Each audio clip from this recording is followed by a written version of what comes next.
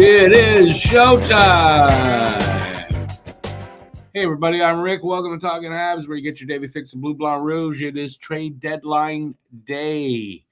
And, like most trade deadline days these days, pretty much all the big names have been moved already.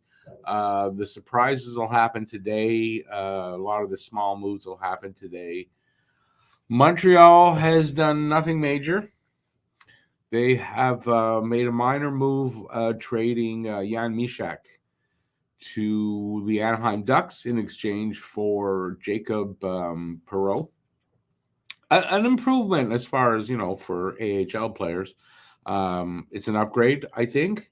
Potentially he could make the team maybe down the road. We'll have to see. You're trading, I think Mysak was a second-round pick and Perreault was a first-round pick. Excuse me. So that's it for Montreal so far. Let's see now. Like I said, the big names have all been moved. Last night, very late, during the game last night, Montreal's game, it was announced that Jake Gensel was going from Pittsburgh to Carolina and that Michael Bunting was going the other way, but all the other details of the trade were still being worked out. So that trade did happen officially at 11:35 last night. And that was the last big name on the board because everybody else moved. But I don't have a trade bait board. I don't. But I've got the trade tracker. We'll talk about trades as they happen. And we'll talk in the chat about anything you want. Potential Montreal trades. I think David Savard is potentially going to move. Jake Allen could potentially move. Guys like Jesse Ullinen. I could see them trying to move him. Jordan Harris has been rumored. So you got him out there. I think even like a Kovacevic or Justin Barron. But I don't know if they want to move all three of those guys, but I can see one of those three guys getting moved because of the players coming in. We got a guest coming in. Let me just switch around. And we got from the hated Boston Bruins, we got Cam from Don't Fuck With Media, one of my co-hosts over there and partners. Hey, Cam, how's it going? It's great. Donnie Sweeney makes me sad. And there's still time. You got, 5 hours left? It's ridiculous, dude. I don't care what you do. You don't need to make a big move. Just something to improve the team in some capacity. Yeah, but you got to admit, though, this year with the cap problems and everything, it's harder than ever probably to make a deal. But, I don't disagree with you. You guys are going into the playoffs, obviously, and, a little help here or there could make a difference. We need more than help. We need Jesus. Well, at least if you get the Leafs in the first round, you're good there. We own their number. It's not even funny. It's depressing. And I saw a tweet, and so many people are just like, "Oh, we're not scared of Boston. This game showed that the Leafs have some pushback in them," and I'm just like, "You should be mad.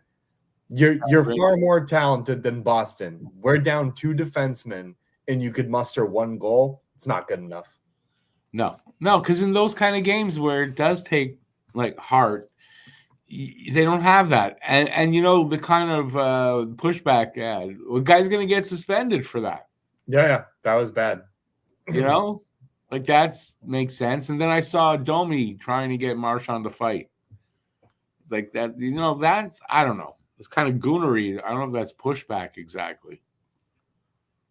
I don't really care. That's the Leafs. Who cares, really? Sorry, I have something in my throat, but it's okay. At least it's not Claude Giroux there. Yeah, I'm like, no, inside joke, people. As Claude, he needs to get his weenie out of his mouth. It's pretty bad. No, dude, it's just crazy. I just don't understand how Leafs fans can just be proud of a 4-1 loss. Even if you did show pushback, you need to show more than just pushback.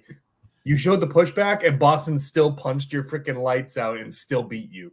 Right. Pushback, like if the game was close, if you won the game, you could say, but what did the pushback accomplish? Nothing. You know what's crazy? Someone brought up, like, oh, I saw again on Twitter, because this is how much I believe, no offense, like fans actually know, self included, is that they showed a picture of a ref in a Bruins, like, zebra sweater. And I'm like, we had one additional penalty compared to you, and that was the 5-on-3. And we went 2 for 5, but realistically it was 1 for 4 because one of the penalties was simultaneous. You also went 1 for 4 effectively. Yeah. And so I'm just like, so they could only score on the power play. Yeah. Yeah. So I'm like, if we're going to play that game, fine. Then let's take away all the power play goals that were scored and let's remove that factor entirely. We still beat you 2-0 on 5-on-5. Yeah. So I don't know what you want out of that. Oh, I just want to see the Leafs face you guys, in the first round. I'm going to enjoy that. As a matter of fact, especially if they do that, we're going to do some of those games on the other channel. I don't know. I mean, today I want something done. By the way, that Gensel trade was horrible. You mean the return that Pittsburgh got? That return was so bad. I know, but I mean, it's Dubas. I mean, Dubas, you can say what you want. He's normally good with trades. Not in this line.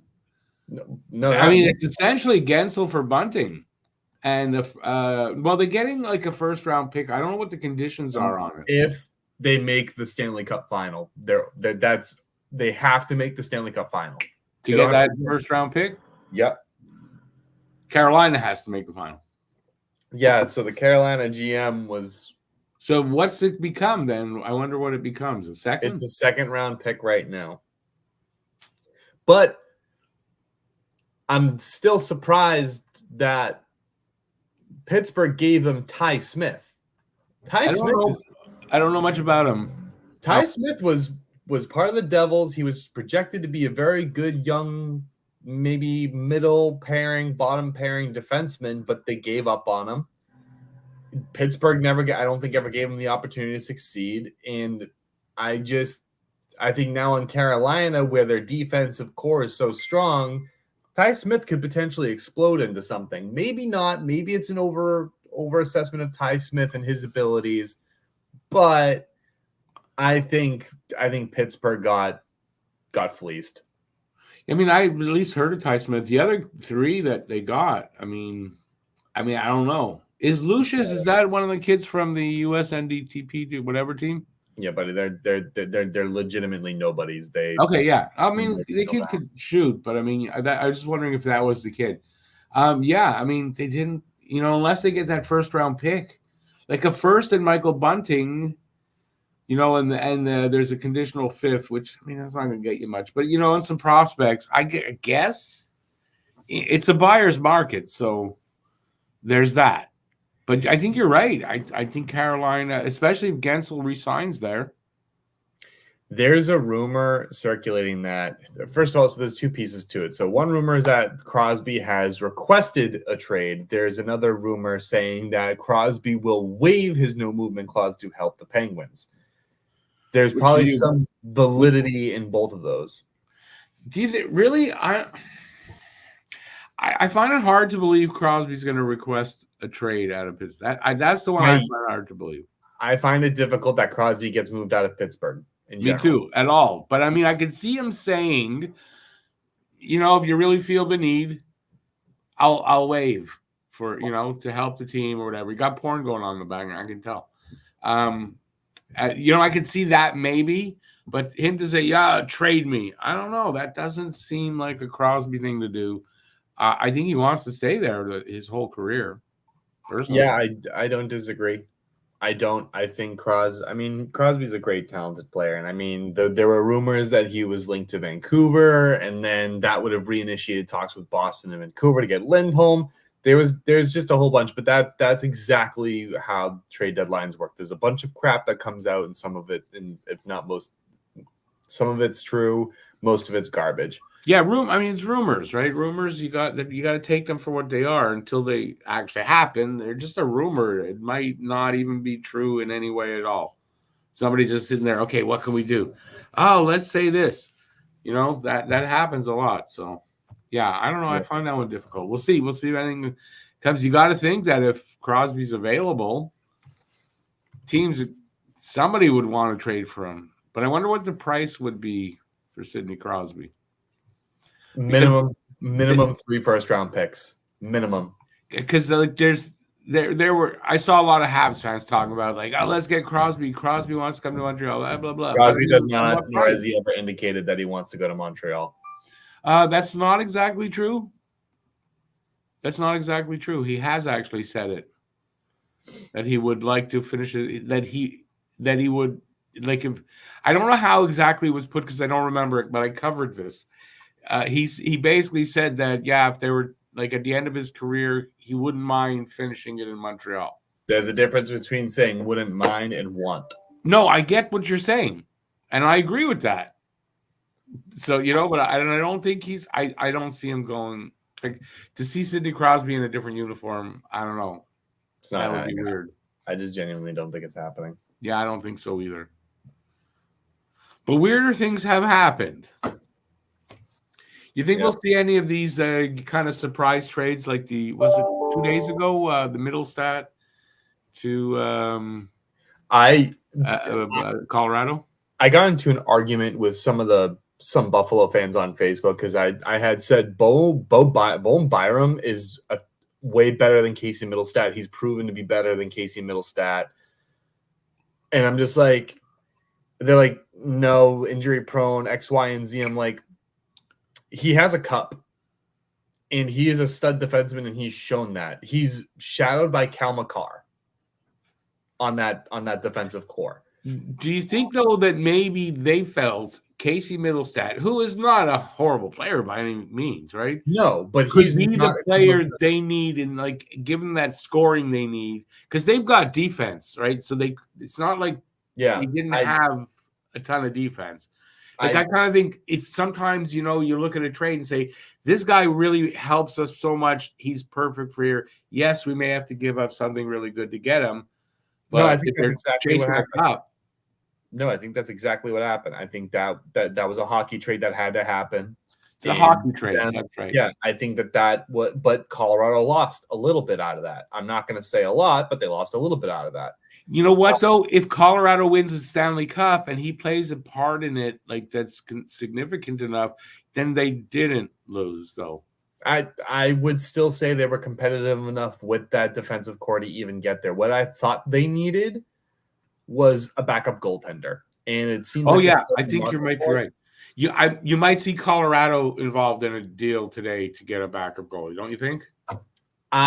Rick, with the arguments that Alex and I have had, I cannot wait that you guys are going to get a second-round pick for Jake Allen. It is gonna happen, and it's looking like if they're going to move Allen. By the way, we got to say hi to people. If we're going to move Allen, it seems to me that they're going to have to take a second-round pick if they want that to happen today. I've said it. By the way, hi, people. I don't think they're going to do it, though. You said hi. No, they will. I've said to Alex time and time again, teams right now, there's one goalie on the market that's available, and that's Jake Allen. Markstrom is off the table, according to Calgary. Ullmark is not going to. Yeah, Ullmark doesn't seem like. He would need to go to a team like New Jersey that's definitely out of the playoffs, or a team like LA where Boston would be unlikely to see them in the first 3 rounds of the playoffs. So that really leaves you Jake Allen. So maybe he'll move, but I think Alex the price is so the price. And Alex is so smart that he said there's a different market for backups and starters. And I'm just like, but supply and demand holds precedence. Right. No, I agree. And listen, the teams we're talking about, they have a starter, don't they? I mean, Allen would be going there as a backup anyway. And you know what? If you're trading for Allen as a starter, that's a mistake. He's not that guy. He can start and fill in like that for short periods, but you're not bringing him in to start. He was good. He was good in St. Louis. I'm sorry. I said this to Matt several times, and it's no offense to you, Montreal fans or Montreal in general. I think you guys are going to be a phenomenal team when the time comes to it. You guys are horrible defensively. Horrible. As of right now. Horrible. Yeah. Defensive mistakes galore. Yeah. So I don't think it's as much as on Montembeault, Jake Allen, or Primo as much as it is your team. I agree with you. And I've said this, and I have said this. Allen, you put a good defense in front of him, and he was the premier backup goalie when we got him. In the NHL, he was considered the best backup in the NHL at the time. So what changed? A shitty defense in front of him. Yeah. You know? So I think you can garner a second-round pick for him easy. Or the equivalent, I should have said this too, or the equivalent to a second-round pick is if you get a third and a prospect for him, that's a second-round pick. Yeah, sure. I don't know exactly what the price is, but apparently Hughes is not going to budge on his price. No. So we'll see but I was said it yesterday, today the deadline's approaching. If you need a backup goalie and nothing else has worked, you might up your price to get a guy like Allen.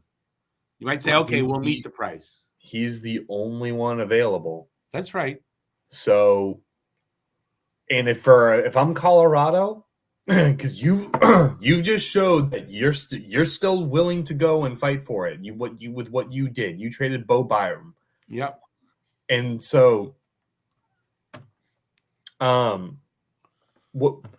doing that, you're showing the league that you still want to compete, but you can't play Georgiev the rest of these games. He needs to rest. He does. He's playing too much, and you need him a little rested going into the playoffs.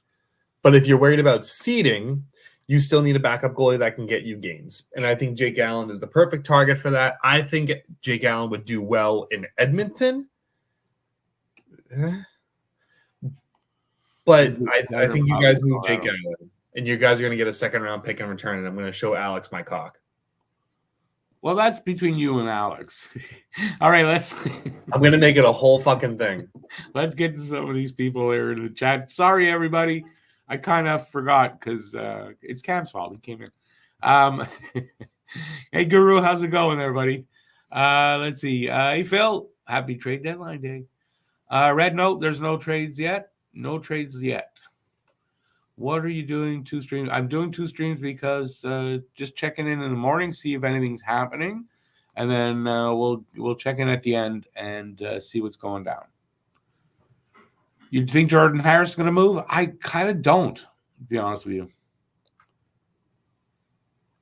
Guru thinks Allen moving today would surprise him. No, what? Don't. No. You know what? It's trade deadline day. Unless it's like Suzuki, Caulfield, stuff like somebody like that, don't be surprised with certain players anyway. Whoever gets Toronto as an opponent in the first round basically gets a bye. Not whoever. I wouldn't say that. What they do today. It depends what they do today. Yeah, I just simply wouldn't say that. No, I could see against certain teams, Toronto could win a first round. Yeah, last night with the acquisition of Joel. So last night I actually had the opportunity to buy tickets for $70 to go to the game, and I didn't do it because I was upset because Chara was there holding the cup and I cried. But I didn't want to go and spend the money because I was just like, I don't know if the Leafs are going to wake up and it's just going to be an unpleasurable experience for me, and I don't want to go to jail for punching a Leafs fan in the face. So I get that. You don't want to see your team lose to the Leafs. Who does? And then I was sitting with my roommate, and I was laughing with him. I said, "Fuck, you should have bought those damn tickets." So, yeah, you missed a good game. Like in the end, it was a phenomenal game. Yeah, hindsight's 20/20, dude. Yeah, phenomenal game. Yeah. Let's go on here. Guru, cross my fingers. Bruins play the Leafs in the playoffs. We are. I am. Yeah, that Marchand check. How many games do you think the guy's going to get? 4. You think 4? 4 minimum. I think McCabe has history. Oh, I think you're right. I think you're right about that. So yeah, you're right. So it won't be 1 or 2. It'll be could be 5. Yep. The neck. I just So there was, like I said, there was a post on Twitter. I tagged you and Alex and the rest of the Boston folks in here. I have to actually start tagging Harry and things too. And they said that there was a fan that said Marchand was soft for taking that. I said, you have had two players in the span of 4 months give unnecessary cross checks to the neck when the play is dead. It's not an issue of Marchand or what was it, Gregor? That got the brunt from Matt Riley? No, Greg. Ridley Greg. Yeah. Ridley Greg. You were close. So when you tell me that you're calling two people soft because your team can't emotionally respond correctly, right? That just seems your team is they don't have it together. They're that pact that they claimed, that Max Domi claimed they made. Yeah, I mean, that's not what they're saying. Like, they're pushing back. Pushback means you drop the gloves. You don't do stick infractions. You don't do dirty, cheap hits, whatever. That just shows you're afraid. You do those things because you're afraid because you can't drop the gloves. I still think the Coyle and Marchand hit on Liljegren was great. The Bash brother hit. It was he slew-footed him, Marchand. Come on. What? No, last night. Oh, last night I didn't see. No, I don't want to call it a slew foot. I didn't see that, so I'm talking out of context. But all right, let's continue on. Hey, David, Calgary got a real fighter as a throw-in from Anaheim. Who's that? Who are we talking about? Hey, Joe, decent return for a guy who's walking a lot of assets. If you're Chris Lucius, not his brother Chaz. Right, it was Chaz. You're right. They got decent assets. Are they decent assets? A lot of assets. Is it a decent return? I mean, it's okay. It's not like you got nothing, but I don't know. Gensel for Bunting. I don't know. Phil says, I can see Crosby and others like Letang, Ovi, top vets ending their career. I can see them joining Habs if we can compete. Why not win in a cup with your childhood team? Because how are we going to afford Crosby? What are we giving up to get Crosby? Why? By the time we're good, Crosby's retired. Right? Does that make sense, Montreal, to get Crosby anyway? For what they'd have to give up? No. Right? You got to give up too much, and he's not going to be around really when you're competing for the cup. Here's an interesting one. The New Jersey Devils are listening on calls on Colin Miller and Brendan Smith. Wow. No. No, that's an interesting one. Okay, so explain, why is that interesting? Because I don't see it. I mean, those are not. Brendan Smith's a good defenseman. Colin Miller's a good defenseman. Toffoli obviously is the number one target. He's their top scorer as of this year. Yeah. And who's looking at them? You said?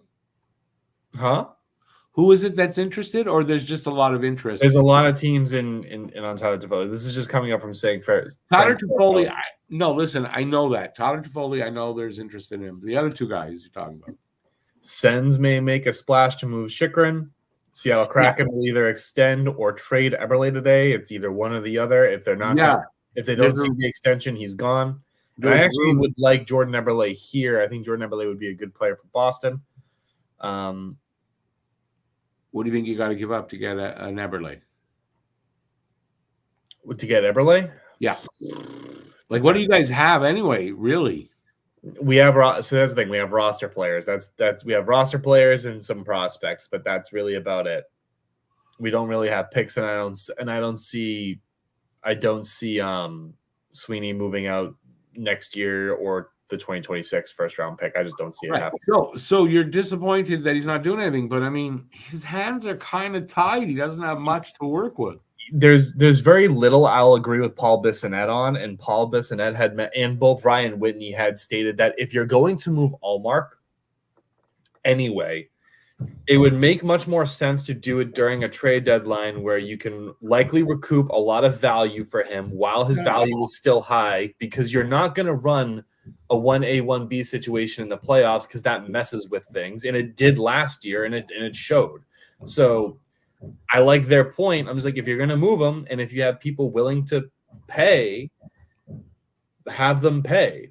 Because I guarantee you, if we trade Omar to New Jersey after Toffoli goes somewhere else, we can get a first-round pick and a good prospect for Omar easy. Probably 2 first-round picks because he's on the books for $5 million next year. New Jersey's on the brink of making a strong Stanley Cup push. That trade just makes sense to me. Do they have money for it though? What? Jersey, they have cap? Yes, they would move to Foley, which they've already said that they're going to do.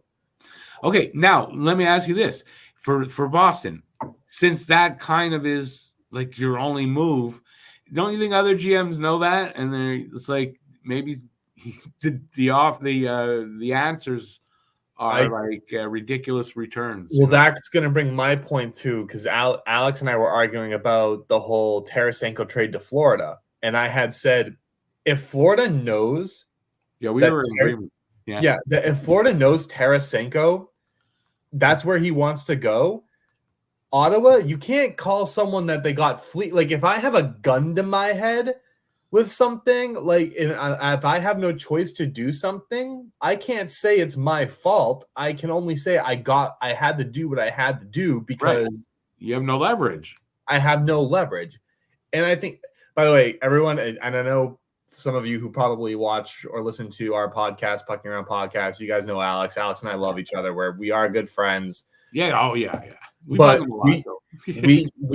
butt heads a lot on a lot of hockey talk, and who wouldn't love that? But he would be the worst trade partner to go into anything with anybody. He would want like 5 first-round picks for probably like Tyson Forrester. It's because Alex is very emotional, and I think sometimes he just lets the emotions rule before he thinks about it. Yeah. I really think so sometimes. So yeah, I wouldn't want him to be trading my players right away. I just wouldn't want to trade with him. You kind of have to take the emotion out of it. You know, you have to take when you're trading, you have to take the emotion away from it, or I'll say this: I did not like the trade that Ottawa did. I thought Ottawa could have gotten more, but I understand that they were not going to get more. No, and then Alex's point of, well, you guys still have 2 days. You try to get more out of them, but how? How are you getting more out of them? Yeah, you can't. And he keeps bringing up the Claude Giroux trade that happened 2 years ago, and all I could say to that was, but the flat cap was not nearly as impactful as it is right now. So all of those factors, and from like the league situation in present is way different from 2 years ago. 2 different animals. So. And Claude Giroux, in my opinion, he's a center naturally. Tarasenko's a winger. Those markets are widely different. That's right. You tend to pay more for a center than you would a winger. Yeah, I think when you consider, I mean, they got the best they could in the situation that was presented to them. Yeah. It was either that, Rick, or lose Tarasenko, or you get nothing. Right? He walks. Nothing. If he walks. How do they look at you then, right? You let Tarasenko walk, you got nothing? Are you insane? Like, that's horrible asset management. No matter what, they were losing. They were. I mean, they were in a situation where they're between a rock and a hard place. What are you going to do? You get what you can and walk away. Yeah. That's it. Yeah. You know? I don't know. I'm actually curious. For those of you who are listening, do you think we're gonna Ottawa really had an op? Do you think they got away with the best that they could get, or do you think they got fleeced? Like, feel free to write that in the chat. But I'm very curious to see if Rick and I actually have a stronger point than Alex, because I'm trying to bring Alex down, and I hope Alex is watching this, and I hope he's like seething in the mouth. I'm gonna scroll a bit and go through a couple of comments because we're obviously really behind on the comments. Lucas, hey Lucas. Crosby won't come to Montreal. He might as well stay in Pittsburgh if he comes here. I don't know that he wouldn't come to Montreal. I mean, that was his childhood team. His dad got drafted by Montreal, and he's loved Montreal ever since. But I don't think he wants to go anywhere. It doesn't make any sense. And by the way, Red, no, you can't come on. Sorry. It will be the end of the season when the Habs do the necessary clean out. Some of these guys are off season. And listen, Allen and Savard, Could be next trade deadline. He does not have to move them. I think he's going to hold out to get his. With Allen though, there's a bit of a need to move him because of the 3 goalie system. Ullinen to Boston, says Red. David Pagnotta just said that Ullinen's going to go to Boston. What do you think of that? Ullinen will help you not, if you ask me. I mean, it's no knock on him, but I mean, he's not a player that's going to move the needle. So if you're getting Ullinen, I doubt much is coming back. No, I'm actually okay with certain things. Remind me what Ullinen's position is. He's a winger. I'm good. You're not. I'm telling you, he's not going to move the needle. Unless he has, like, maybe he was been held back here a bit. He's been a bottom, 6 guy, but we've wanted to see him get a good extended look, in the top 9 anyway, let's say that. He hasn't really gotten that, so maybe situation in Boston works for him. I don't know, but if that's the case, I wouldn't expect that to do much if you're getting him. Yeah, I mean, I'm actually high on Morgan Geekie right now. I think that kid was a steal in the offseason. Who's got him? Why do I know where I should know where he plays? Morgan Geekie plays for Boston. Oh, you've got him. Okay, yeah. He's starting to show. He's only 24, 25 years old, similar to Jesper Boquist, and I think Jesper Boquist can come into his own too. I think those 2 signings in the offseason were sneaky by Don Sweeney. So I genuinely think Morgan Geekie has a place where he can grow. I don't think he was good in Seattle system, but he's, I think, at 15, 16 goals with Boston right now, so he's going to reach that 20-goal mark, I think. And I think there's your right winger for the second line. You just need to bolster up the second line a little bit more and get the depth winger. But I don't know. Yeah, I don't think Ullinen is that guy, obviously. So I mean, he hasn't had a point. He hasn't had a goal in 41 games. Hasn't had a point in. Hey, it's better than Ryan or Dylan Strome, right? It took him 3 years to score his first, right? No, he has scored, but he's struggling this season. He's not, and it's a season where he probably had an opportunity to show what he's got, and I don't think he's shown enough. So I wouldn't be surprised. I said it actually last night. I think Ullinen could be a guy they move. Yeah. Just if you're looking for him to move the needle, though. For a team that doesn't have much to deal, getting Ullinen, what does it do for you? I wanted a depth right defenseman in case of Shattenkirk going down, because I think we're fine with Forbert, Grzelcyk, and Lindholm as your 3, because the defense, like I said last year, hasn't really changed that much. I think you need a gritty right defenseman, and then you have Lowry and Wotherspoon as the backup 2. And then I think the team is confident actually in the way they play. And I think that's part of it, because someone mentioned that the Bruins are not making moves, not because they don't have the capabilities to, but because of the friendship and the locker room strength. Yeah, John. So, no, I'm sorry. I was looking at something. So no, you're fine. I can't multitask anymore, man. I'm old. I know. I was reading when Felipe. Just call him Phil. Phil. I was reading what Phil said and what Will said. And Will, I don't know how far down. There's Will. Okay, maybe Ottawa had an agreement with him to trade. Is that it? What you were reading? Yeah. Maybe they did. We got to the bottom. Okay, good. I'm at the bottom now. We'll start keeping up with the comments. So sorry about that. I agree with what Phil said there. Ottawa is a dumpster fire. I mean, that's what they are. They shouldn't be. But you know what? Apparently, Stützle is cancer in the room. It's not just, well, I mean, he's a diver, so whatever. He could play for the German Olympic gold team. Yeah. It's ridiculous. Summer Olympics. Diving. I don't know. It's the same problem. When I look at Ottawa, even though they should be successful this year, when I look at them, I see what Edmonton was like in their early 2010s when they had a young Nugent Hopkins, a young Taylor Hall, and it was just a group of young players with no veteran leadership to kind of get them into the league. I think that's good. That's a good analogy. I think veteran leadership. You'd think though with Claude Giroux. No, but that's only one guy though. If you think that's just one guy, right? And they don't have enough around. And then you look at Edmonton way back then. Their leader was Andrew Ference, and Ference was a Cup winner at that time in 2012. Right. So it kind of begs the question, or I think they got him in 2013. I think we retained him in 2012. But when you look at that, it's like one guy can only do so much before it kind of takes away from his game, from his thing. And if he's not the captain, the difference between this is that Ference was the captain, Giroux was not.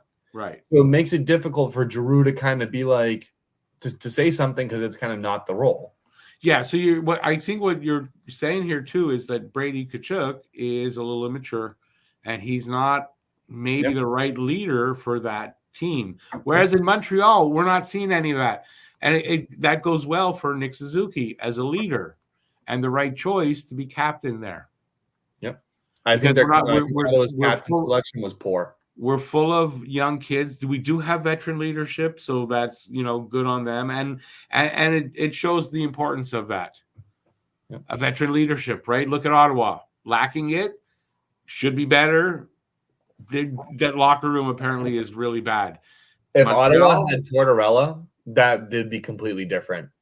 Yeah, again in Ottawa, right? They got this old man as the coach. You don't think they're taking advantage of this old man in Jacques Martin? I would think, Boring hockey. Philip said Andrew Ference, the classless puke. He can take his own middle finger and spin on it. Andrew Ference, yeah, he did a couple. Well, remember, Montreal fans, Montreal-Boston, there's a lot of history there, man. I remember a couple of incidents with Ference. You can say what you want about Ference. He was a good defenseman, and he made a good leader in Edmonton. Just no one wanted to listen to him. Yeah, well, but you got to admit, I remember the trade when you guys got Ference, and we thought it was kind of funny. I mean, you gave up a bit to get him, didn't you? What, Ference? Yeah, wasn't that or am I thinking Larson? They gave up Hall for Larson. Maybe that's the trade I'm thinking of. But no, there's something about Andrew Ference. I remember that, but I remember him as in the games. We did not like Andrew Ference. Philip and BL both say that Hall was a trouble in the locker room, but if you look at the teams he was on, and again, I'm going to say this, he was a young guy in Edmonton. Then you move him to Arizona, you move him to Buffalo, you move him to New Jersey. New Jersey, out of those other teams, is the only team that I can confidently say was actually had a decent locker room. Buffalo was a hot mess. They didn't treat him well. Arizona is a desert fire. Yeah. But Arizona, that's enough said. Yeah, in Boston and in New Jersey, word was that he was a good guy in the locker room. Nothing bad ever came out about him. So I think it was more the locker room around him too that contributed to it. Phil's got the trade there, Ference. Yeah, it's not the trade. It was the Larson trade that I thought was very lopsided. Hall for Larson. At the time, we thought it was a very lopsided trade that you guys kind of got fleeced there. Listen, Andrew Ference was on a cup-winning team. Isn't it funny, though, how we can look at the two different sides of it now, like years later, how you see it as a Bruins fan, how we saw it as Habs fans. And vice versa, there's plenty. It's funny, eh? How that... And listen, we can be friends. Isn't that just a good example for people? Right? Here's two fans of two rival teams. We both... And Cam will tell you he hates the Habs. And I'll tell you I hate the Bruins. But we respect each other's teams. No, I have respect for the Bruins. I don't for the Leafs. There's a big difference. Well... By the way, there's some breaking news. Apparently, Carolina is in talks with Washington on Evgeny Kuznetsov. Hang on. Trailer. I just wanted to use. Not a trade alert, trade wanted talks. to use Trade it. talks. There's conversation happening. So what was that? Kuznetsov to where? Kuznetsov to Carolina is being discussed. It is not official, but there is potential. Yeah, in the last couple of games, the hangout, somebody, I don't remember who it is, talking about Kuznetsov coming to Montreal. Even Harry thought that's a good thing. I don't know. He's got a lot trouble. of ice issues, though, and I That's feel right. There's trouble. There's baggage there, and I don't think in Montreal, Carolina, fine. They have they signed D'Angelo last year, so I mean they like it. So BL's right. Report. So from Pierre LeBron, pending trade calling of getting Kuznetsov is being traded to the Carolina Hurricanes for a 2025 third-round pick. That's it, with Washington retaining 50%. Well, that's okay. Washington's retaining 50%, so but they're not going to give much back because they're retaining. What's going the other way? It's just for Kuznetsov, third-round pick. That's it. And they're retaining. So there's something, I said this, there's something with Kuznetsov that they're not, there's something there, there's a problem. If that's all you're getting for him, then I'm right. There's something that they know, and I guess they're willing to take a chance. No, he's been in the player assistance program. He's had issues. Well, that's what it is. So he's still got issues, and there's probably still clouds around him. That's what it is. I know he's the guy with what Ruzicka did.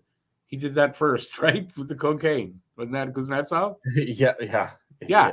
So he still has that baggage, but if he's only getting this and with how they waived him, you got to think there's something there recent. Yeah. Oh, I hate Leafs fans. No offense to anyone. What they do. They're just all over Twitter last night saying how they rocked Boston in the physical battle. Oh yeah, I saw that. Clearly, you weren't watching the same game. I saw you lost 4-1. How'd they rock you? They lost 4-1.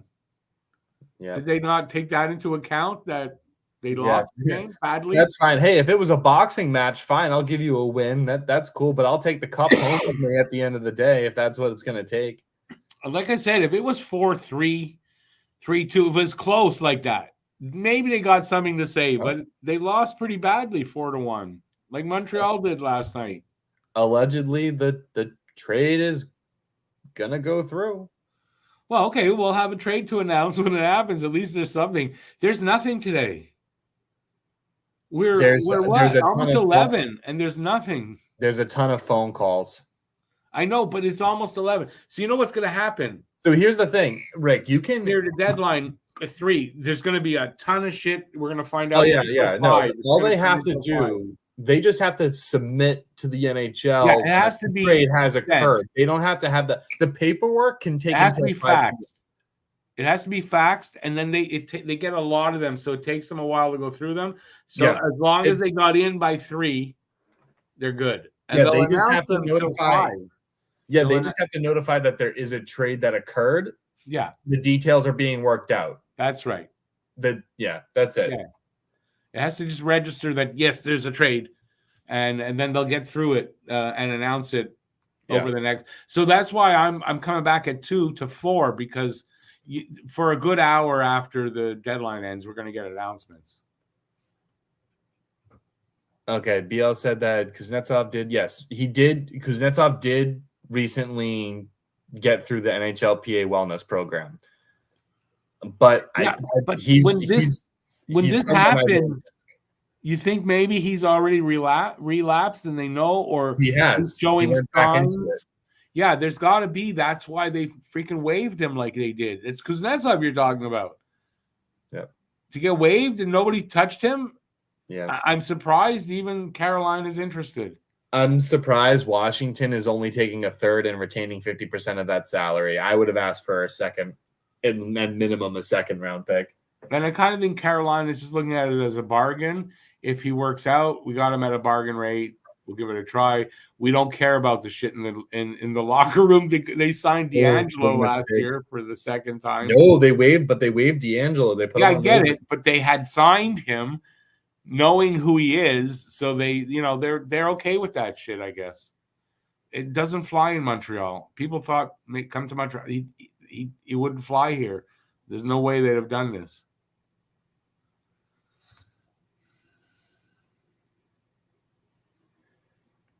Phil, that's a good point. When Cassian here in Montreal completed the assistance program, they traded him for anything, anywhere. I think it had a lot to do with what happened, though, for him to go in. What happened with him and Galchenyuk? There was a young girl involved. There was booze and cocaine and a car accident. There was a lot there. But it makes sense that, so Kuznetsov, there's more there than just the cocaine. Yeah, I don't. Yeah, I would have stayed away from Kuznetsov. No one touched him on waivers because of the salary. Makes sense, but the fact that they waived him and just said they wanted to trade him, he was gone. That's basically what they said. It told you something. You got to read between the lines sometimes.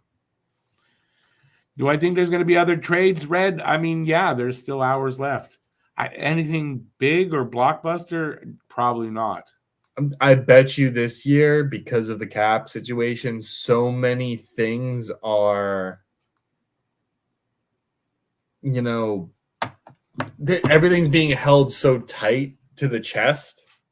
Yeah. You know what I mean? It's like maybe Pierre LeBrun and Weeks and, Frank Saravelli can't get the details because Don Sweeney has absolutely locked himself in a room and said, don't bug me. Or they don't have anything like firm, right? So they're talking, nothing's firm. Yeah. That they're really after, because I bet you teams are trying. It's because of cap. You got to work out so many different ways to make a deal work. You might call somebody, yeah, I'd like to make this deal. How do we do it? Yeah. And you maybe you can't sometimes, so it's going to come in late, I'm telling you, after 2. That's why I did 2 to 4. I have to say this. So Carolina got Jake Gensel for all of that stuff, right? Mm-hmm. The mediocrity. Yeah. How the hell did Vancouver, or how the hell was Vancouver and Boston not able to beat that? That doesn't make sense to me. That's a good question. Well, you know what? Boston, you got to admit, you didn't have a lot to work with. No. But Boston was going to get Lindholm from Vancouver. Oh, yeah. Maybe it would have been a three-way trade. Is there a DeBrusk? Is there a modified no trade clause anywhere in there for any of these guys? Maybe someone put them on. I don't know, but all I'm suggesting is like DeBrusk is a better player than Michael Bunting. Yeah, I mean, like Michael Bunting's nothing more, in my opinion. And you're getting a sniper for a sniper in the form of Jake DeBrusk and Jake Gensel. Jake DeBrusk is a couple years younger. Jake Gensel's a sniper. DeBrusk is a sniper. DeBrusk, I think, is a faster skater. And DeBrusk is playing very well as of late. And more physical, isn't he? He's a better physical player than Gensel. No, I don't know why. I thought it was his dad. Then maybe there's a DeBrusk. Yeah, Louis DeBrusk was a much more physical player. Okay, so it's his father. But it's I just don't see why they couldn't get that on. TSN is apparently having hypothetical trades, which is kind of scary. Like I said, but I mean, hypothetical trades mean nothing really, all right? And as rumor, I mean, it's basically that's rumor. They're the same thing. Yeah. In most cases, depending on where you're hearing them from, right? That's what I think a lot of people don't realize, right? They hear rumor. Well, you better look where it's coming from because that could just be someone that's what he wants, but he doesn't know anything, right? Yeah. I still don't. Yeah. There's just a lot of issues. I still think I was actually surprised last night that Vegas got beat with the additions that they've made. Anthony Mantha played and Noah Hannafin played. They should have won last night against Vancouver. That defense is stupid good. Who are we talking about? Where did Mantha go? I can't remember. Vegas. Right, Vegas. You know what, though? They made a bunch of trades or a bunch of moves. They might need a few games to get gelled again. Sure, but I still think like the talent on Noah Hannafin alone and Anthony Mantha, who's a very well-seasoned vet, I think you could have, at least on the defensive side of things, you can kind of read plays. But I think I agree with you on the offense. First game after, I wouldn't make it. I agree with you with the offensive piece, but the defensive piece, that's a lot of hockey IQ. But still, it's one game. I would give it more of a sample than that before saying, because you could see an adjustment there maybe, and first game with the new team, you got a couple of guys doing that. It could make a difference. BL said the first one was Pasternak from Matthew Tkachuk. Nope. Pasternak from Matt Tkachuk? Are you kidding me? No, I think to be honest, I think two different players though. That's so different. I think Pasternak is a better player. With that shot, you trade that goal scorer away for toughness. I mean, that's what you're doing. I don't think that's worth it. I think Tkachuk needs talent around him more than Pasternak, because Pasternak, just give him a puck, and you never know if it's going to go in the net or not, because he's got that kind of shot. Yeah, I mean, Christ, he made goalies feel silly in the shootout this year just by a behind the heel shot that has low percentage of going in, but they do it. Besides, I'm sorry, but if you're looking to win a cup or go far in the playoffs, and just before the playoffs you trade Pasternak for almost anybody, I think you really screw your chances. Yeah, I mean, Tkachuk it's two different players. I don't know that he doesn't score as much as Pasternak does. So where do the goals come from if you're moving Pasternak? Oh, Philip thinks Tkachuk is better than Pasta. No. Look. Here's the reason why I'll say Tkachuk currently is not better than Pasternak. Pasternak had lost his best center, two of his best centers actually that he played with last year, and he's still scoring 100 points in the season. Or he's going to score 100 points in the season. He's an elite player. Yeah. Tkachuk has Barkov, Sam Reinhart. If you look at the more around him. And the thing is, though, and I'm not saying either one is necessarily better, but they're very different players. Yep. So, for Boston to move Pasternak and get in Tkachuk, where are they replacing all those goals? Because there is a goal difference there. Yep. Right? So, I don't know. And Boston could use the toughness this year. I'm not saying no. But no, dead ass. I genuinely think so. Here's the thing with Tkachuk. Tkachuk's more of a physical player. There's no question about that. Yeah, but he's not a better player than Pasternak. They're so different. It's really hard to judge that. I think. I think it's really hard to judge that. Are they in the? I guess you got to see. Are they in the same tier when you're looking at, star players? I don't know. You just get the games are so different. It's really hard. But if it were me, I'm on Boston. I'm not doing that unless I got a clear plan to replace 30 goals. Yeah, difference between the two. Yeah, that's a lot of freaking goals. Yeah, if you're going into the Stanley Cup, trying to win a cup, I wouldn't do that. Yeah. Plus his person. I'm sorry, I like Pasta's personality 1,000 times more than I do Matty Tkachuk's. Yeah, Tkachuk could lose his temper. I mean, there's sometimes I don't know. I'm just talking off ice personality. I mean, I think off ice. Yeah, my girlfriend works for TD Garden, and she's met Pasta several times, and has said he's just a pleasure to talk to. Yeah, he's a nice guy. Apparently, he's a Bruin. I don't dislike him. I don't like Marchand, but off ice, I probably say I wouldn't be nice. I think off ice, I would be, say he's a really nice guy, because that's all you hear. He's a really nice guy. Yeah. So, I mean, hey, I'm not a huge fan of Montreal, but I mean, Carey Price is going to be one of my all-time favorite hockey players just because of who he was off the ice. Even PK Subban. Yeah, I mean, different kind of, but yeah, it's character. Character is important. Yeah, well, that's why I said I like their characters. Like their characters off the ice, it means a lot.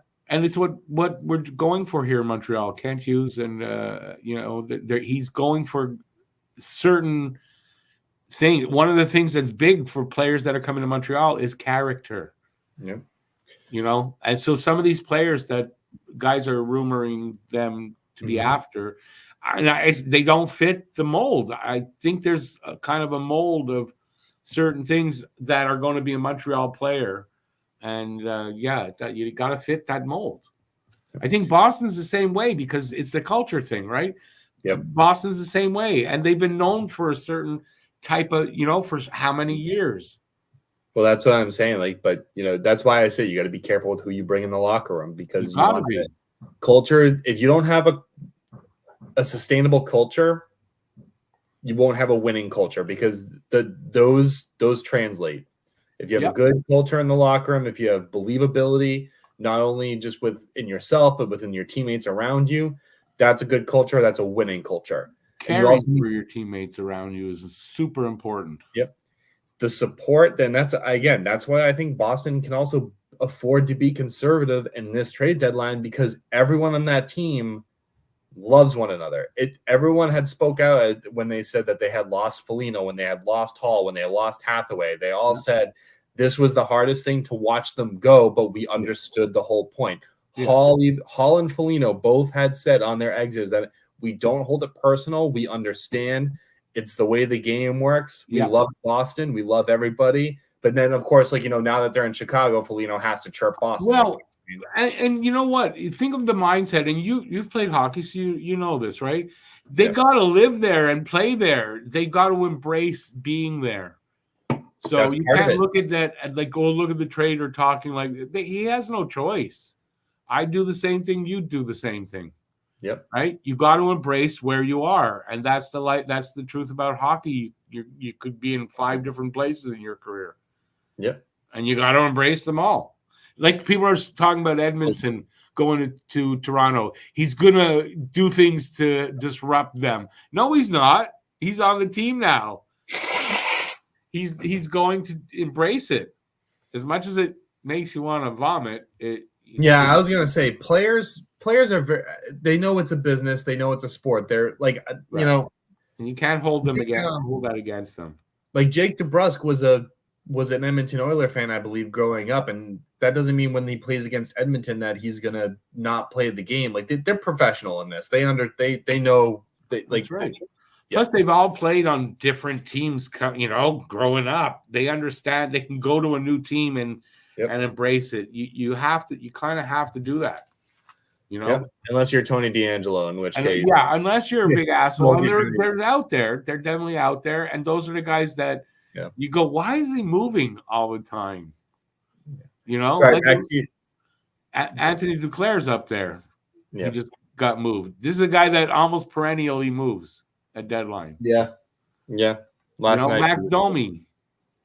Yeah, fuck Max Domi. No, but I mean, he was here. I liked him when he was here. He seemed but you gotta wonder why a guy like that moves all the time. I hated the fact that you guys acquired Max Domi. I lost respect for Montreal for acquiring him. He had a 72-point season. It's fine. He's a piece of crap. I get it. It seems like that is the case. But when he was here, I gotta say, very respectable guy, very respectable. So I don't know, something changed when he left here. I don't know. Tony had a question. He's a bit of a hothead. So Tony had a question about Ken Hughes while you were talking about him. I was gonna get to that. I apologize. Read it. Oh, he wanted to know your thoughts on Ken Hughes as a GM. Nothing bad. Kent Hughes has been spectacular at times in some of his trades. I don't think he's lost one yet, or I'll say I don't think there's one that I haven't liked yet. I think he's got a vision. This is what I like most about him.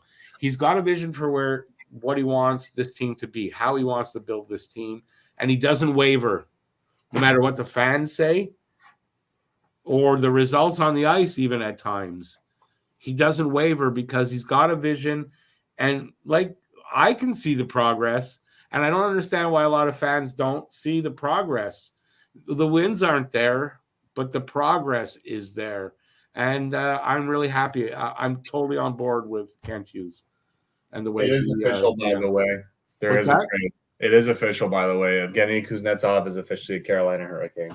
Yeah, good for Carolina. I kind of hope that I don't like Carolina at all. I hope that in the locker room that backfires on them. So I'll actually add some spice to the Ken Hughes talk. I think he's a phenomenal GM.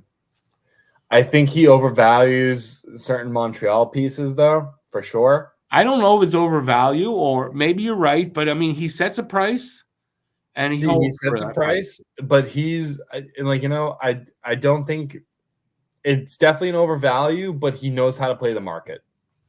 Well, he was a former agent. He fucking knows how to play the market. Yeah. You should see some of the contracts he got for some of his clients. You look at it and go, what? He got that for them? Like, what? How did he do that? So he's applying that to being a GM. That's what I see. So, like, a really good move. I thought it was stupid taking an agent, making him a GM when I first heard it. But what a good move that was. You know? Yep. I mean, agents can't come in and fool him because he knows the game, top to bottom. All right, let's see what else we got up here. Phil, I was thinking that he wrote, "We want Florida." If Toronto goes, yeah, we want to play Boston because we got the pushback. We want Florida. We want Florida all over again. They're going to get their asses kicked, and it's not going to be funny if you ask me. Will, is this TSN fodder because nothing happening? Well, yeah, but that's trade deadline day. I've been saying this is going to be a boring trade deadline day. I'm not wrong. Right? I'm not wrong. So I knew that was going to happen. Let's see. Did I get a message? Nope.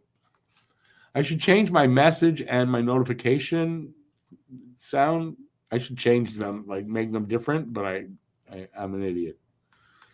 I like the knock. It's trades that have 1% chance of happening. That's what they're. Well, yeah. Like now, all the big names are off the board. So it's either small deals, or if anything of significance happens, it's going to be like I was saying earlier, the Bowen Byram for Casey Middlestat trade, which came out of nowhere and surprised like everybody. We'll see that today, and it's boring now because it's 11. It'll like 1 to 2. It'll start picking up. I think 2 to 3. They'll start coming in, and they'll go till 4, and then trickle down till 5. That's what I'm expecting. Rick, breaking news: there is a trade. There is a trade. It's huge. What is it? The NHL trades to the London Police Department Carter Hart, Dylan Dubé, Michael McLeod, Cal Foote for future considerations. Not even for futures. Funny. Not even for. Well, just keep the futures. Just keep them. That's fucking funny. That is good. Who put that up? I don't know. It was a Leafs fan, so who knows? Who knew they could actually be funny? Who knew? No, you know what? It's like any fan base. There's some good Leaf fans. As a matter of fact, I just recently apologized to one. What's his name? Curtis. He must have some money. He's got this Leafs cave, and I thought it was kind of ridiculous. But you know what? He's a really nice dude. I've seen on Twitter. He's a really nice guy who just loves his team. And you know what? Nothing wrong with that. But there are some like level-headed. I thought he wasn't level-headed, but he's level-headed, dude. And there are some good ones. And there's a couple that come into my chat too. So yeah, there's a few. But it's every fan base has good and bad. I mean, you know that. Yeah. I'm sorry. I'm looking at all these. Okay, and I'm used to it with Matt. No, I'm looking at but here's the thing. Unlike Matt, I can multitask. But at least you talk back. Matt, sorry, yeah, like he's not even listening to me. Yeah, there's minimal rumblings on Twitter about trades. Yeah, because it's quiet. First of all, it's also there's not going to be the same volume of trades as we usually see because of the cap issues. Apparently, Lee Stepniak is Lee Stepniak. That's an older name. Yeah, he's on talks with Bruins apparently. Lee Stepniak. Yep, he's like 50. Yeah, I'm just kidding. You got to be kidding because that's too old a name. Yes, to be in talks to play. Yes, I'm joking. All right, well, let's see what people are saying. Hey there, Shane. I like Montreal, but they need to add someone who can score. When you say add, if you're talking about making a hockey trade, no, it's too early for that. To sign a free agent, Still too early for that. Not for next year. It's the year after that might be something you do. They're still too much into the rebuild for them to be there. They're not ready to make the playoffs yet or contend for sure. You know what, Rick? I actually tend to disagree with you. There's a lot of good names out there. I think it was Saravelli that just posted up again. You got Tyler Toffoli, Riley Smith, Max Pacioretty, Jordan Eberle, Pavel Buchnevich, Nick Dowd, Ryan Johansson, Matt Dumba. Oh no! Again, I said the big names. I'm not talking. I mean, those are medium. That's like a medium. It's mediocre almost. Eric Brandstrom.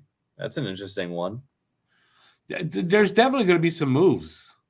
It's only 11, and with the cap constraints, it's taking them time to find the right deals or work out the right pieces. Are you surprised? They're going to come. Are you surprised that Ottawa is not doing full fire sale? Because I am. How do they sell that to their fan? You notice the same way they sold the team to that guy. Yeah. No, but you notice they said fan, not fans. Yeah, like they hired the. No, isn't it like last year they had announced that the rebuild's over, and then they're in a rebuild again. Yep. So listen, you know what? I agree with you in that if you have that many problems in your dressing room, which seems to be what it is, you got to move some of them out, no matter who they are. Yeah, you're preaching to the choir on that one. Hold on, I'll be right back in a moment. Yeah, no worries. I'll read some of these comments. Phil says about our beloved GM, Kent Hughes values the people. I think they have a huge say as to where they go, and Hughes helps. He's building long-term, really long-term. I don't know about a say, but I think they care about where they do want to go, and if they can make a trade that obviously doesn't hurt the team, they're not going to do that. But that works, they'll do that, and he's shown that he will do that. And that is going to go a long way when we are competitive and we are looking for free agents. The way Hughes is treating the players is going to go a long way for players to overcome the barriers of the tax here and want to sign. And you throw Marty St. Louis in there where he's a player's coach, where players love him and want to play for him. And you're going to get guys to sign. So there's no need to go out prematurely now and get guys because they're there and available now and waste a year or two of whatever contract it is you're signing them to when you're not there.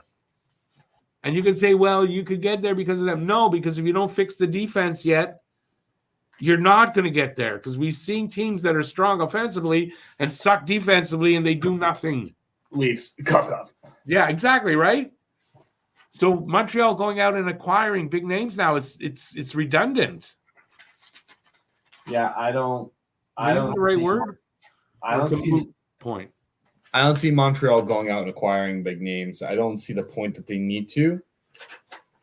You guys have a young core that's coming up, and yeah, I think there's still some questions. I thought this year you guys actually had a good opportunity in that contention for it.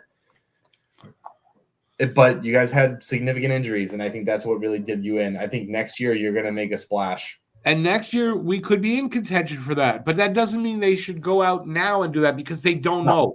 Next year, if that does happen, the year after that, like for the offseason, then they can go out and get that UFA maybe and find that guy, because now they have a better idea that they're this close. But we can't say that now because of those injuries that happened. You can't fully judge if you're there yet. Nope, I agree. So, yeah. So going out is premature. And, when you're signing a UFA to a big contract, wasting that for a year, it makes no sense. I think if you guys improve the team, it'll be on the depth piece. And if there is a goalie that becomes available, I think you do hit a temporary goalie until Fowler is ready. It depends. If Primo works out as a good backup, I'm good with Monty till Fowler comes. And then, like, the 3 years of his contract, I'm good with that. He's been good. He needs a better defense in front of him. Same thing with Allen. Put a better defense in front of Monty. I'm sorry, this guy's a really good goalie. He moves laterally so well and makes spectacular saves because of it. And it's not because he's out of position. He doesn't lose the crease and slide over. He doesn't do that. He's really solid. So I'm really sold on. I'm sold on Monty for now. Like I know he's only for now. He's a decent goaltender. I think you need more though on the defensive end. You guys need to get out of defense. It's a young defense, and they're growing and they're learning, and that's part of the rebuild. And we got new guys coming in, like in Hudson, Reinbacher, and Mayu. So there's still some growth time that's needed for the defense. You know, and even if the rebuild is okay, we got the guys, but they're young, you know, so there's still some time there. And going out and getting free agents now, it doesn't make sense. It doesn't make sense at all. Baybye says that 3 goalies has hurt the team. I don't know if it's hurt the team. It's a non-sustainable solution. It's not. And you don't have a true number 1.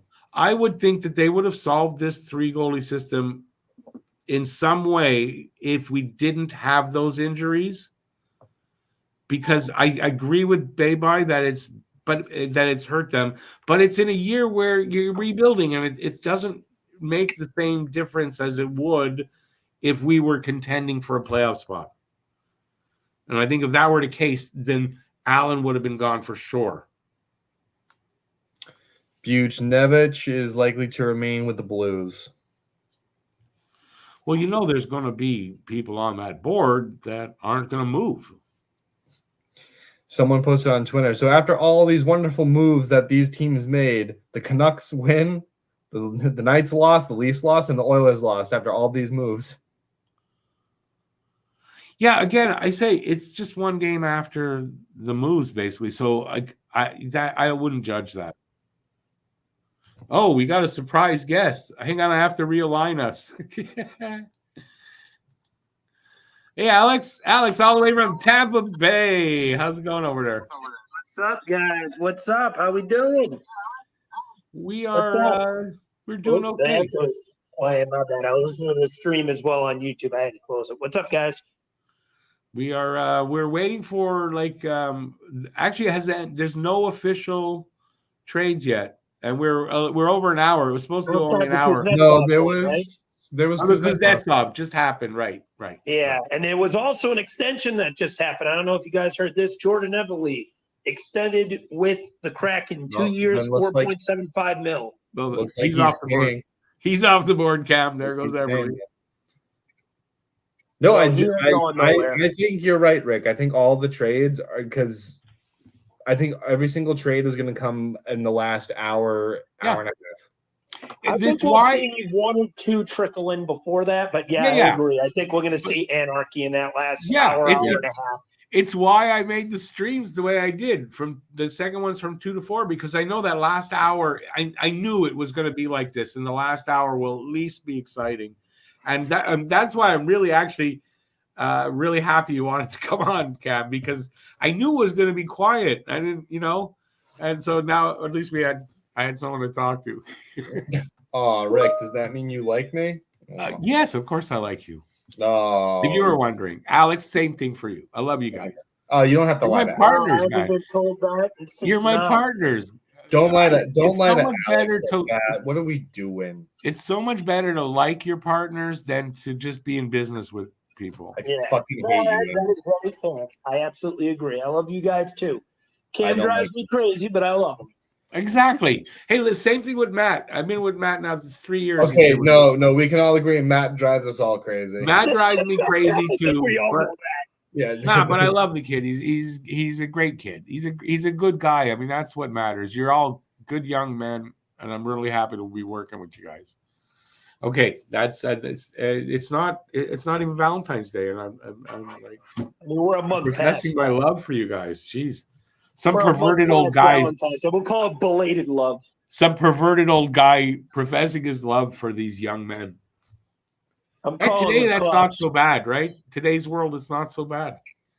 But I'm not gay, so don't worry about it. All right, what do we got for move predictions, guys? You guys, it's hard to tell though. You can make predictions, but of what exactly?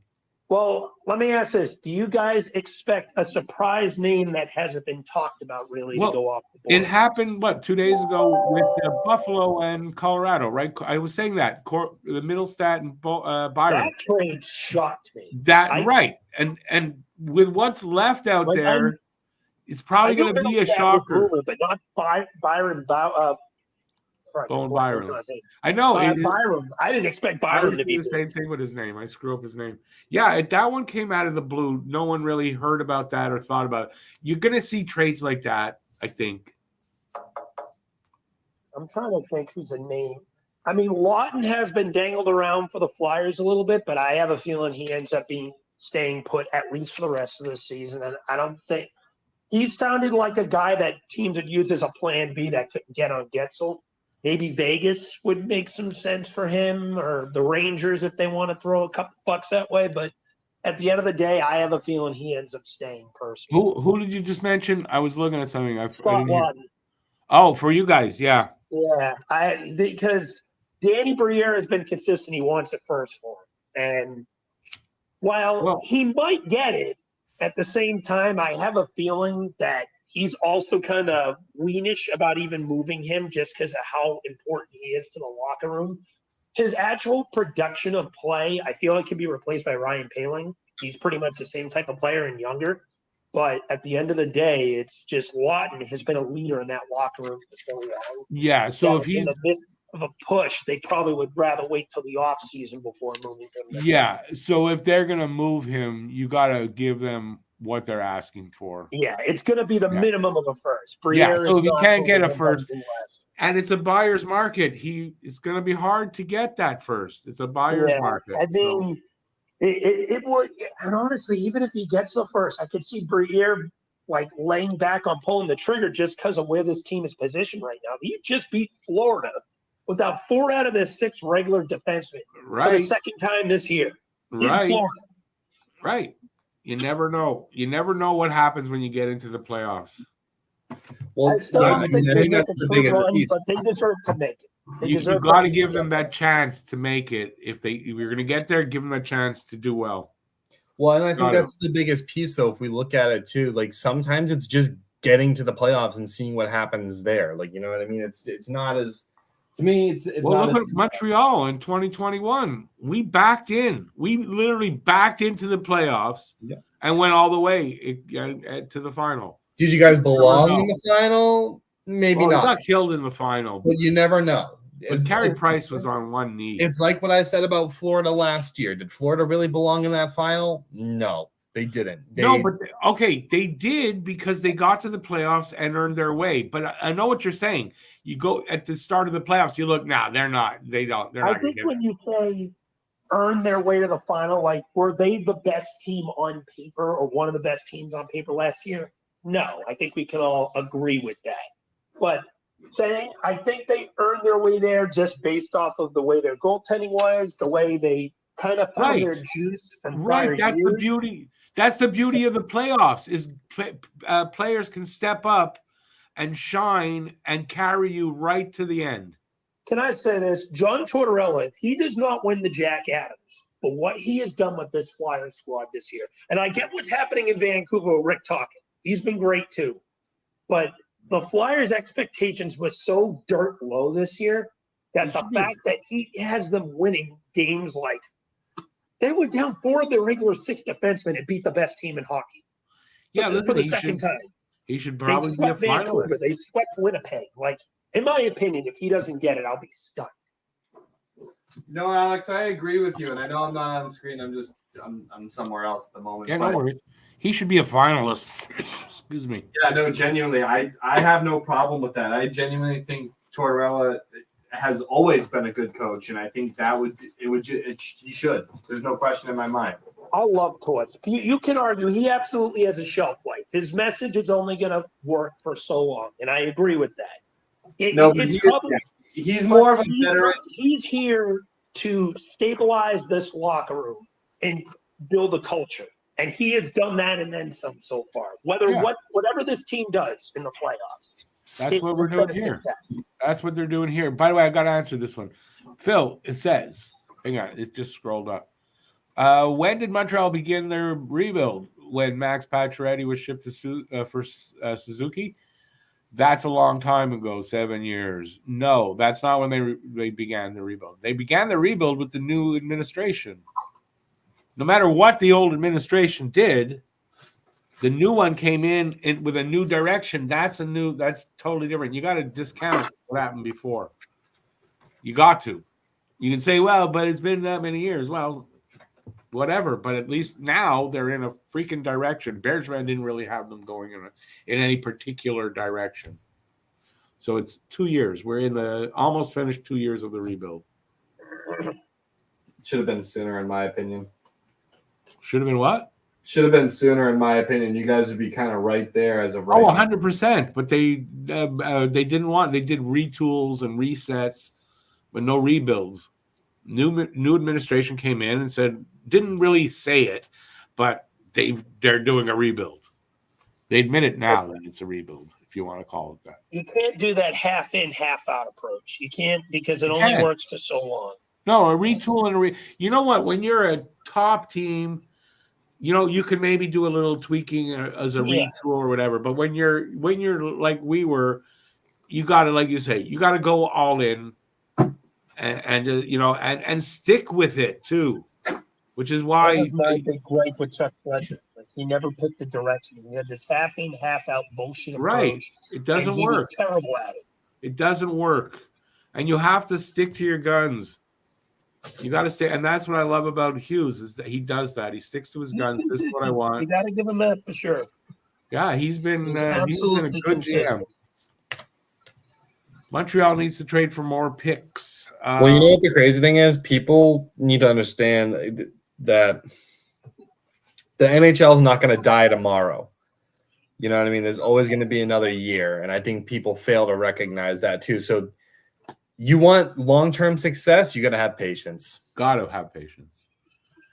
Rebuilds take time. I'm still here, by the way. I just had to turn the whole – I never understood the whole we have to win now mentality unless you have the aging veterans that, you owe dues to. And, like Henrik Lundqvist, for example, they owed him a cup. They couldn't get it to him. Like, that's a primary example for me. Yeah, I mean, that would Carey Price. Yep, they tried like hell. But you want to know what? But not the right way, though. That's the problem. They didn't do it the right way. You can't put Band-Aids on. It's not going to work. You got to go and do it the right way. When you're a team that has no talent, which Montreal had a little bit, but I mean, basically didn't have the talent to do it. You can't just, we'll plug this guy in here and this guy in here. No, that's not the right way. It has to go further. From the way what I like about Montreal's way, it's with the draft. Yeah. They're drafting certain type of player, and character-wise and all that, and talented. I mean, their drafts have been great. The last two, at least, and Bergevin's last 2 or 3 were good too. Nope, I have no problem with Montreal's. I'm very curious to see where you guys end up going today if you guys make another move. Obviously, Jake Allen's the most obvious name, and Mark Savard, but not Mark Savard. I mean, David Savard. Listen, it's okay. David Savard. I'm going to be not shocked if they don't trade either. Although apparently there are a few teams interested in Allen. I think the interested in Savard is there, but not at the price that Montreal wants. Yeah. Like, Savard, as I've told Cam, I don't think they're going to get a second for him. I think they could maybe get a third or fourth. But for Allen? Yeah. No, they want a second. They're going to get a second, Alex. Or they're going to either get, if they don't lower their price, he's not going to move. Yeah, they're going to pay it. They're going to pay it. No, but they're prepared to not move Allen, so that price is going to be what it is. He's already told. Apparently, he's already told people, everyone that's calling, no, this is the price. We're not moving. And they'll get, and I'm telling you, Alex, they will get it, or they will get the equivalent to a second-round pick.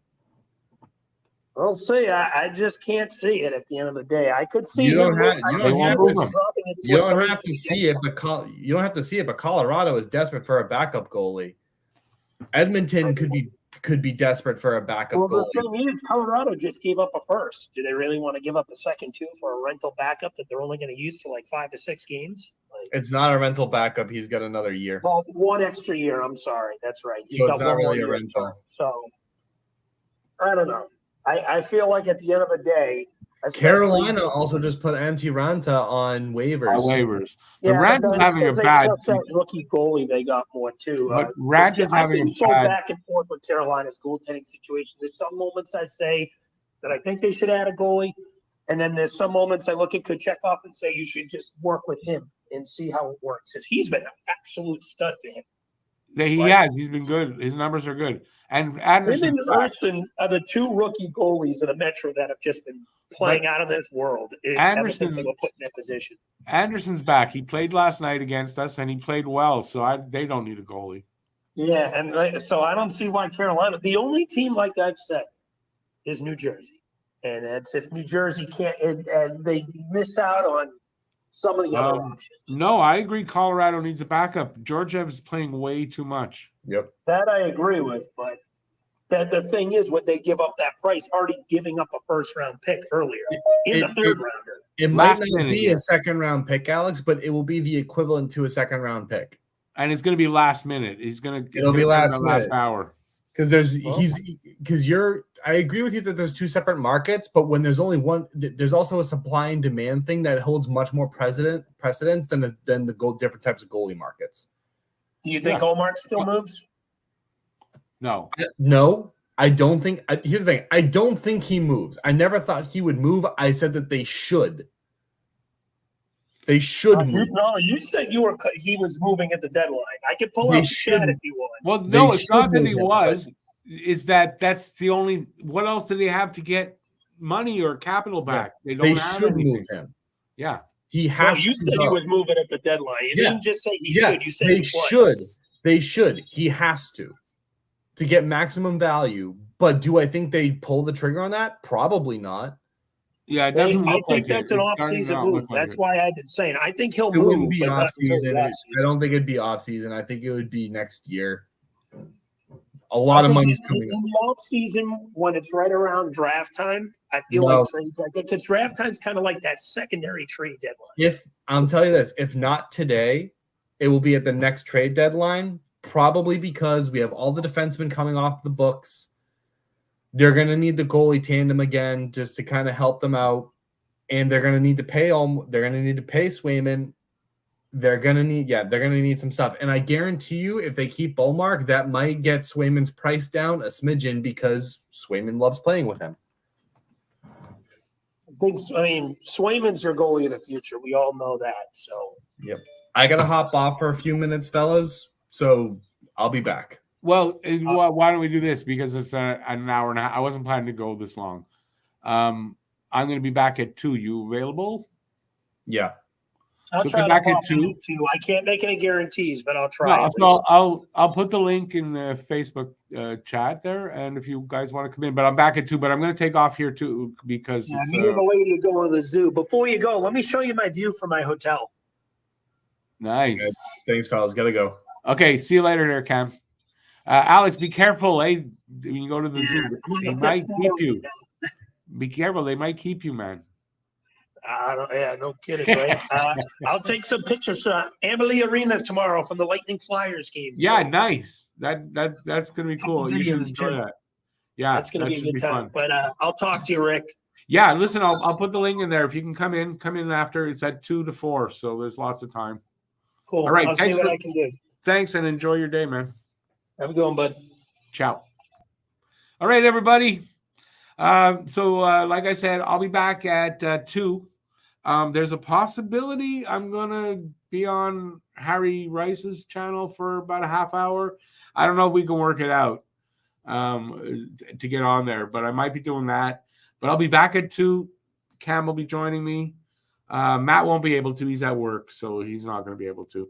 And we'll have some more news. I would imagine by then we'll have some trades. But I figure between 2 and 4, there's going to be a lot.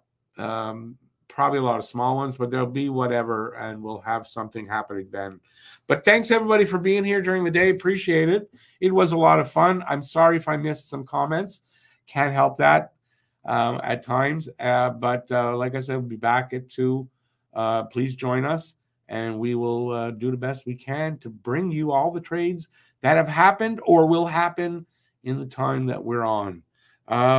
So till then, just keep safe out there. Have a good afternoon, and I'll see you in like 2.5 hours. That's about it. Stay safe till then. Peace out, everybody, and I'll see you in a bit. Go Habs, go. I don't expect them to do much. Ciao, everybody.